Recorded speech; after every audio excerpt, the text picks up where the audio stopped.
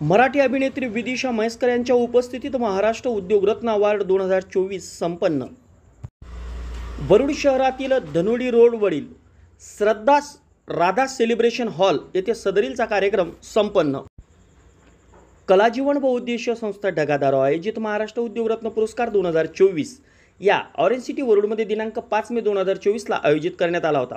सदरीलच्या या कार्यक्रमाला विशेष सहकार्य यहोवा इरे फाउंडेशन चंद्रपूर व विद्याविहार महिला महाविद्यालय वरुड यांच्या सहकार्याने करण्यात आला होता।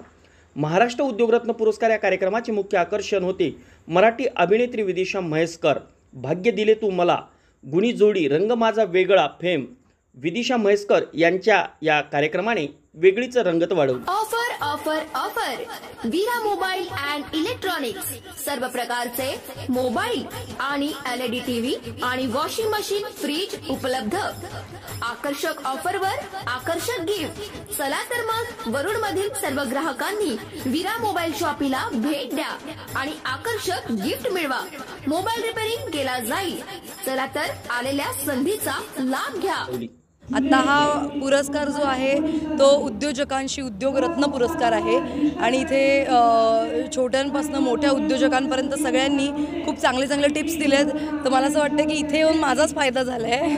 तुम्ही ऑरेंज सिटी या शहरामध्ये पहिले आला, काय मुंबईचं वातावरण आणि विदर्भाचं तापमान काय तुम्ही सांगू शकाल? खरं सांगायचं तर तापमान इथे जास्त आहे पण मला घाम मुंबईत जास्त येतो कारण मुंबईत दमटपणा जास्त आहे, इथे अजिबात दमटपणा नाही आहे। सगळ्यात महत्त्वाचं शून्य पोल्युशन, अजिबात इथे प्रदूषण नाही आहे, त्यामुळे मला मुंबईपेक्षा खूप मोकळा श्वास खऱ्या अर्थाने मला इथे घेता आला आणि लोकांचं जे प्रेम मिळतं आहे। सिरियल संपून माझी म्हणजे जी मेन फेमस सिरियल आहे रंग माझा वेगळा ती संपून 8 महिने झालेत पण तरी लोक अजूनही प्रेम करतात त्याच नावाने त्या सिरियलसाठी।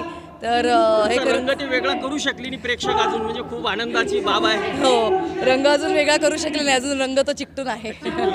मुंबई नगरीचं आकर्षण असतं आणि विशेषतः आता नवीन तरुणांना फिल्म इंडस्ट्रीमध्ये येण्यासाठी काय अशी तुम्ही म्हणजे त्यांना सोपी अशी की सांगू शकाल? मेहनतीशिवाय मेहनत तर आहेच पण मेहनतीबरोबर असा कोणता मार्ग तुम्ही त्यांना सांगू शकाल कला क्षेत्रात येण्यासाठी? मेहनतीबरोबर तुमचं कम्युनिकेशन स्किल्स मला असं वाटतं ते खूप मॅटर करतात। म्हणजे आता माझ्याबरोबर पण खूप साऱ्या माझ्या मैत्रिणी आहेत, ॲक्टर्स आहेत, मित्र आहेत ॲक्टर। त्यांचं कधी कधी काय होतं खूप ठिकाणी ऑडिशन्स चालू असतात तर गरज नाही आहे की समोरच्याच माणसाने तुम्हाला विचारलं पाहिजे, तुम्ही सुद्धा समोरच्या माणसाला विचारू शकता की बाबा कुठे ऑडिशन असेल तर मला सांग किंवा टॅप करा की इथे ऑडिशन चालू आहे का, तिथे ऑडिशन चालू आहे का, प्लीज मला कळवा। तर कम्युनिकेशन, लॅक ऑफ कम्युनिकेशन मी म्हणेन की तुम्ही बाकीच्या लोकांपर्यंत पोहोचलातच नाहीत तर तुम्हाला कळणारच नाही की बाहेरच्या जगात काय चालू आहे। जेव्हा तुम्ही तिकडे पोचाल तेव्हा तुम्हाला कळेल की इकडे ऑडिशन चालू आहे, मग तुम्ही ऑडिशन द्याल, मग तुम्ही सिलेक्ट व्हाल। सो सुरुवातच जर तुम्ही नाही मला म्हणजे माझ्यापर्यंत येतील त्यांनाच मी एंटरटेन करणार, त्यांनाच मी ऑडिशन देणार, तर असं नसलं। समजा तर तरुणांना फिल्म इंडस्ट्रीमध्ये जायचं आहे तो सपोज आता आपल्याला उद्योग क्षेत्रामध्ये जायचं असेल, IAS व्हायचं असेल तर अशा अकॅडमी आहेत, असं काही त्यांना मार्ग आहेत का तरुणांना? मार्ग तर खूप आहेत। मुंबई विद्यापीठाचं एक म्हणजे पूर्ण चित्रपट कलेचा एक हे आहे, प्रॉपर कोर्स आहे। नंतर पुण्याला एक कोर्स आहे ललित कला केंद्राचा, तिकडे तुम्ही ॲक्टिंग शिकू शकता जर तुम्हाला प्रॉपर शिकायचे। मी कुठल्याही कोर्सला गेलेली नाही आहे, काही नाही, मी थिएटर केलं होतं त्यामुळे मला असं वाटतं थिएटर हा सगळ्यात पक्का बेस पाया आहे कुठल्याही ॲक्टिंग क्षेत्राचा।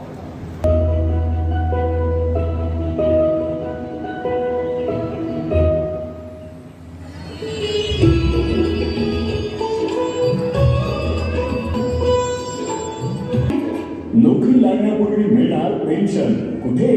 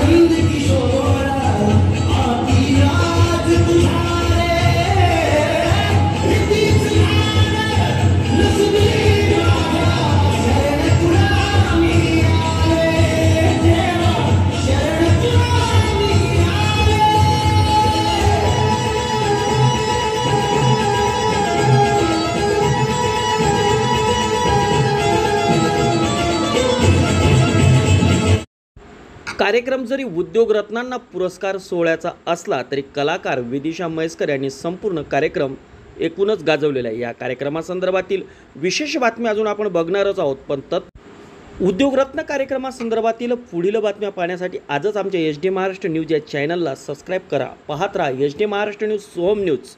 कॅमेरामन राहुल जाधवसह स्वप्नील आजनकर, वरुड।